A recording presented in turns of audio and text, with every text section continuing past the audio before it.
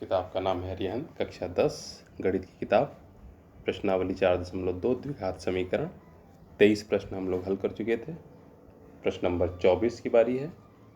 तो एक संख्या और उसके व्युत्क्रम का योग 17/4 है, संख्या ज्ञात कीजिए। तो इससे जस्ट पहले वाला प्रश्न बिल्कुल सेम ऐसे ही था।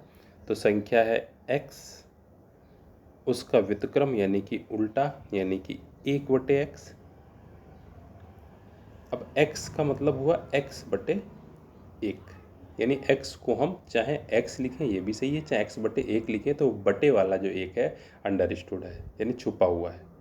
तो इसका जो व्युत्क्रम हो जाएगा वो 1/x हो जाएगा, इसीलिए 1/x हुआ। का योग हमारा है यहाँ पर 17/4।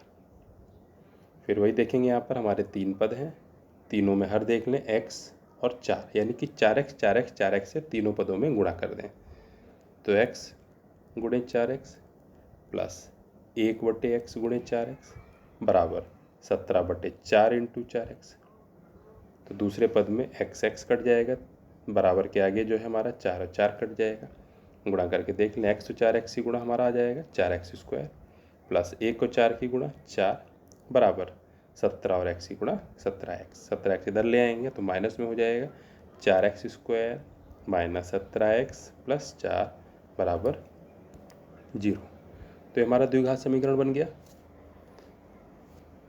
अब इस द्विघात समीकरण को देख करके हमें यहाँ पर समझ में आ रहा है कि x² का गुणांक यहाँ पर 4, अचर पद है 4, 4 और 4 की गुणा कर ले तो हमारा हो जाएगा 16। 16 के ऐसे टुकड़े करने हैं जिनका योग या अंतर 17 है। तो 16 एकम 16 और 16 और 1 का योग 17 हो जाएगा। तो 4x² माइनस 17 को हम लिख लेंगे 16 प्लस 1 x प्लस 4 बराबर 0। 4x² minus 16x minus 1x plus 4 बराबर 0। 4x², ठीक है। अब इसमें क्या करना है, शुरू के 2 पदों में हमारा 4x कॉमन है तो बचेगा हमारा x माइनस 4। बाद के 2 पदों में -1 कॉमन ले लें तो बचेगा हमारा x माइनस 4 बराबर 0। x माइनस 4 कॉमन ले लें तो हमारा बचेगा 4x माइनस 1 बराबर 0। अब यहाँ पर ध्यान देंगे हम लोग कि गुणनखंड जब हम करेंगे तो इस वाली लाइन के बाद में 4x² माइनस 17x प्लस 4, इस लाइन के बाद में हम अगर 17 को 16 प्लस 1 लिखें तो ये वाली लाइन स्किप भी कर दी जाती है, ये लाइन सीधे भी लिख सकते हैं हम। तो इसके लिए थोड़ा सा एक्सपर्टनेस की ज़रूरत है कि अगर हमको अच्छे से आ रहा है तो हम 17 को सीधे सीधे 16x और माइनस 1x लिख सकते हैं। तो जब पहला ब्रैकेट 0 तो x का मान 4, जब दूसरा ब्रैकेट 0 तो x का मान 1/4। तो यहाँ पर हमारे x के मान आ गए 4 और 1/4। तो जो संख्या है हमारी दोनों ही सही है। तो यहाँ पर जो प्रश्न पूछ रहा था कि संख्या और उसके व्युत्क्रम का, तो संख्या बच जो हो जाएगी 4 या 1/4, दोनों हो जाएंगे, दोनों ही सही है। तो ये हो जाएगा। अगला प्रश्न, एक संख्या और उसके व्युत्क्रम का योग 2 है, संख्या ज्ञात कीजिए। देखिए एक एक बार इनको सवाल को लगा लेंगे तो अच्छे से हमारी प्रैक्टिस हो जाएगी। तो एक संख्या x, उसका व्युत्क्रम 1/x, योग है यहाँ पर हमारा 2। हर यहाँ पर देखेंगे तो केवल x है, यानी कि तीनों ही पदों में हम x से गुणा कर देंगे। x into x plus 1/x into x बराबर 2 इंटू एक्स। तो x कट जाएगा तो x² प्लस 1 बराबर 2x। इधर ले आएंगे तो x² प्लस 1 माइनस 2x बराबर 0। यहाँ पर आपको देखने में आ रहा होगा कि ये होल स्क्वायर है, x माइनस 1 का होल स्क्वायर, पूर्ण वर्ग, x² प्लस 1 माइनस 2x। तो जब ये है दोनों तरफ वर्गमूल ले लेंगे तो x माइनस 1 बराबर 0, तो x का मान हमारा आ जाएगा 1। तो संख्या क्या हो गई हमारी, 1 हो गई। 1 और उसका व्युत्क्रम भी 1/1 यानी 1 होगा, दोनों का योगफल 2 है। तो ये लग गया। अगला है कि ऐसी 2 संख्याएं ज्ञात करनी है जिनका योग 15 और गुणनफल 56 है। तो अगर एक संख्या हम x माने तो जो दूसरी संख्या होगी वो क्या हो जाएगी। अब यहाँ पर हम देख लें, वैसे तो 2 अज्ञात राशियों में हम कर सकते हैं, तो अभी तो द्विघात समीकरण में हम लोग लगा रहे हैं तो केवल x में ही लगाते हैं कि अगर एक संख्या x है और दोनों का योग 15 है तो दूसरी संख्या क्या होगी, 15 माइनस x। अब देखिए गणित के प्रश्नों में जब भी हम फंसेंगे तो हम एक छोटा सा एग्जाम्पल लेके हमेशा देख लेते हैं कि अगर 15 है, 15 में एक संख्या 10 है तो दूसरी क्या हो जाएगी, दो संख्याओं का योगफल 15 है, एक संख्या 10 है तो दूसरी क्या होगी, तो 15 से 10 घटा देंगे 5। इसी तरह से अगर एक x है तो दूसरी क्या होगी, 15 माइनस x। गुणनफल 56 है यानी कि x इंटू 15 माइनस x बराबर 56। हल कर लेंगे तो 15x माइनस एक्स स्क्वायर बराबर 56। इधर ले आए 56 को तो हो जाएगा 15x minus x square minus 56 बराबर 0। एक्स स्क्वायर का पद अगर हमारा प्लस का होगा तो थोड़ा आसानी रहती है सॉल्व करने में, तो हम क्या करें, पूरे समीकरण में दोनों ओर -1 से गुणा कर दें। तो क्या बन जाएगा, -15x plus x square plus 56 बराबर 0। और इसको व्यवस्थित रूप में लिखें तो x square minus 15x plus 56 बराबर 0। इसी को हल करना है हमें।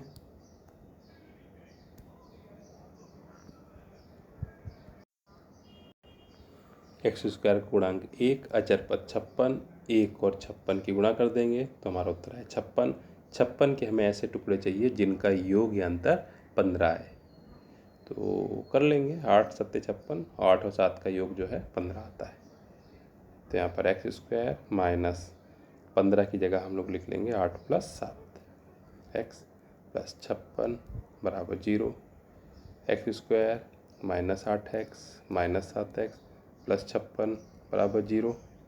शुरू के दो पदों में x कॉमन तो x माइनस 8, आखिरी के दो पदों में माइनस 7 कॉमन तो x माइनस 8 बराबर 0।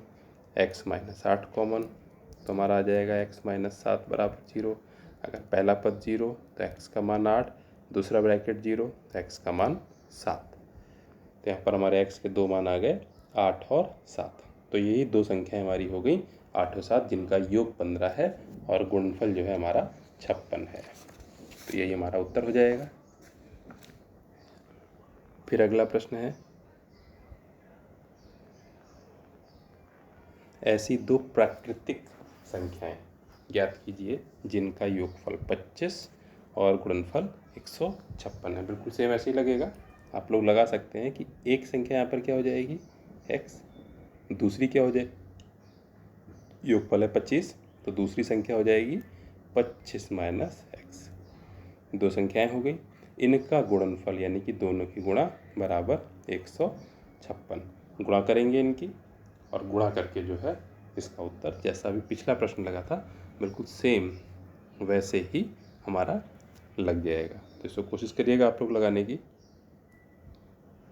28 दो क्रमागत प्राकृतिक संख्याएं ज्ञात कीजिए जिनके वर्गों का योगफल 421 है। देखिए दो क्रमागत प्राकृतिक संख्याएं, क्रम से आने वाली प्राकृतिक। अब प्राकृतिक संख्याएं जो होती हैं वो लगातार होती हैं, 1 2 3 4, उनमें अंतर नहीं होता। ध्यान रखेंगे सम और विषम संख्याओं में क्या था, 2 2 का अंतर था। कोई संख्या है तो उसमें 2 जोड़ने पर या 2 घटाने पर अगली संख्या मिलती थी। यहाँ पर क्या है कि क्रमागत प्राकृतिक संख्या है तो लगातार है, यानी कि अगर एक संख्या x है तो दूसरी जो क्रमागत संख्या है वो हमारी x प्लस 1 होगी। अब क्या कह रहा है, उनके वर्गों का योगफल। तो ध्यान देना है, पहली संख्या के वर्ग यानी कि एक्स स्क्वायर प्लस दूसरी संख्या का वर्ग यानी x प्लस 1 का स्क्वायर बराबर है हमारा 421।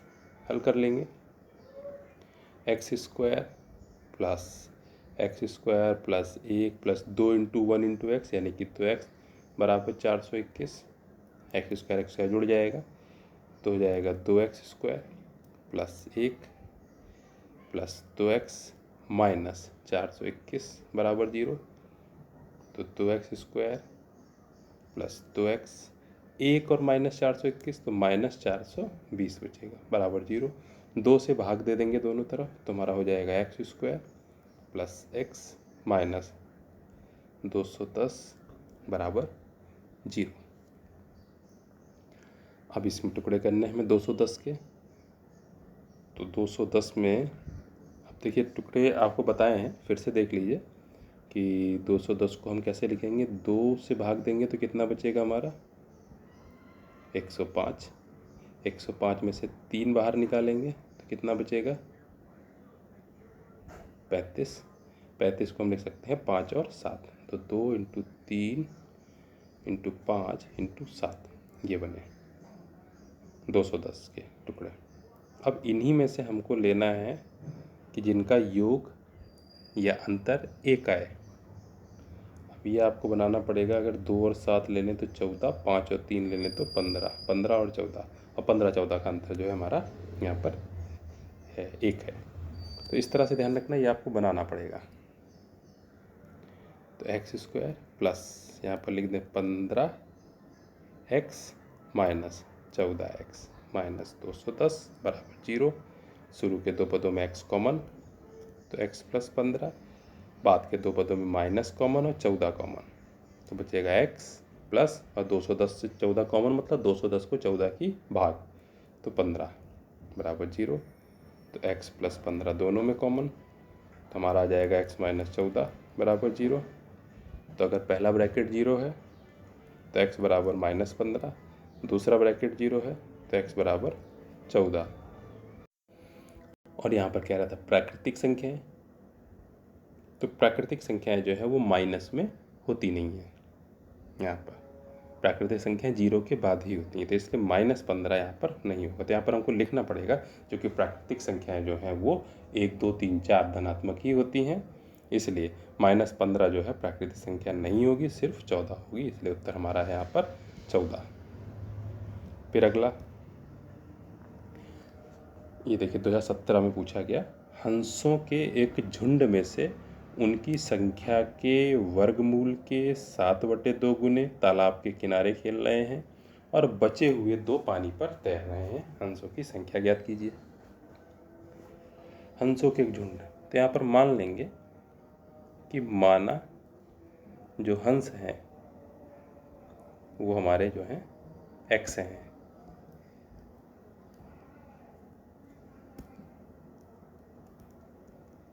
तो हंसों की संख्या हो गई हमारी x। अब ये संख्या बनी कैसे, तो हंसों के एक झुंड में से उनकी संख्या के यानी कि x के वर्गमूल, अब ध्यान देंगे वर्गमूल यानी कि वर्गमूल का निशान √x के 7/2 गुने, यानी कि इसको हम गुणा कर देंगे 7/2। 7/2 जब गुणा करेंगे वो वर्गमूल के निशान से बाहर करेंगे, तो 7/2। ये तालाब के किनारे खेल रहे हैं, तो ये तालाब के किनारे खेल रहे हैं और बचे हुए 2 पानी पर, यानी कि इनके अलावा कितने हंस और बचे 2। तो अगर हम इसमें 2 को जोड़ दें तो वो क्या हो जाएगी, पूरी हंसों की संख्या हो जाएगी, और पूरी संख्या कितनी है x। तो ये हम ध्यान देंगे कि पूरी संख्या x है, वो है कैसे कि उनकी संख्या के वर्गमूल के 7/2 गुना और प्लस 2 बचे हुए। तो ये हमारा समीकरण यहाँ पर बनेगा। इसको हल करना है तो पहले क्या करेंगे, देखिए वर्गमूल x है, वर्गमूल हटाने के लिए वर्ग करना पड़ेगा। अगर हम ऐसे ही वर्ग कर दें तो क्या होगा, अगर इधर हम वर्ग करते हैं तो a² b² और प्लस 2ab जहाँ पर बनेगा तो 2ab में अंडर रूट का निशान बना रहेगा। इसलिए हमें क्या करना है, 2 को उधर ले जाएं, तो √x इंटू 7/2 बराबर x माइनस 2। अब चाहें तो 2 से हम गुणा भी कर लें, तो हमारा आ जाएगा √x इंटू 7, 7 √x बराबर 2 इंटू x माइनस 2। अब हम क्या करें, वर्ग कर लें, तो यहाँ पर भाषा लिखेंगे कि दोनों ओर वर्ग करने पर, तो जब वर्ग करेंगे तो इधर 7 का वर्ग 49 और वर्गमूल x का वर्ग x बराबर 2 का वर्ग 4 और x माइनस 2 का वर्ग यानी x माइनस 2 का होल स्क्वायर। हल करें तो 49x बराबर 4, इसको होल स्क्वायर हम खोल लेंगे तो x² plus 4 minus 2 into x into 2, 2 into x into 2, तो आ जाएगा 49x बराबर 4, x² प्लस 4 माइनस 4x, 4 से गुणा कर देंगे तो 49x बराबर 4x² plus 16 minus 16x। 49x को भी उधर ले जाएंगे तो क्या बन जाएगा, 0 बराबर 4x² plus 16 minus 16x minus 49x। हल करेंगे तो 0 बराबर 4x² प्लस 16 माइनस 16 और माइनस 49, तो इनको हम जोड़ देंगे तो माइनस का यहाँ पर हो जाएगा 65x। इसको थोड़ा और सही से लिख लेंगे, पहले लिख लें तो 4x² माइनस 65x प्लस 16 बराबर 0। x² गुणांक 4, अचर पद 16 है, 4 और 16 की गुणा कर दें यानी कि 64। 64 के ऐसे टुकड़े जिनका योग्य अंतर 65 आवे तो 64 एक कम 64, तो ये लिख लेंगे यहाँ पर 4x² 64 प्लस 1 लिख लेंगे 65 को, तो x प्लस 16 बराबर 0। 4x² minus 64x minus 1x plus 16 बराबर 0। तो शुरू के दो पदों में 4x कॉमन ले लेंगे तो x माइनस 16, बाद के दो पदों में हम 1 कॉमन ले लेंगे, माइनस का 1 तो x माइनस 16 बचेगा बराबर 0। तो x माइनस 16 कॉमन तो हमारा आ जाएगा 4x माइनस 1 बराबर 0। तो अगर पहला ब्रैकेट 0 तो x का मान 16, दूसरा ब्रैकेट 0 तो x का मान 1/4।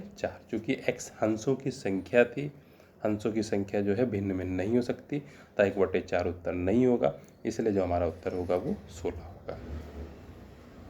तो ये 16 हमारा उत्तर हो गया, हंसों की संख्या। ठीक है, फिर मिलते हैं हम लोग बाकी प्रश्नों के लिए अगले वीडियो में।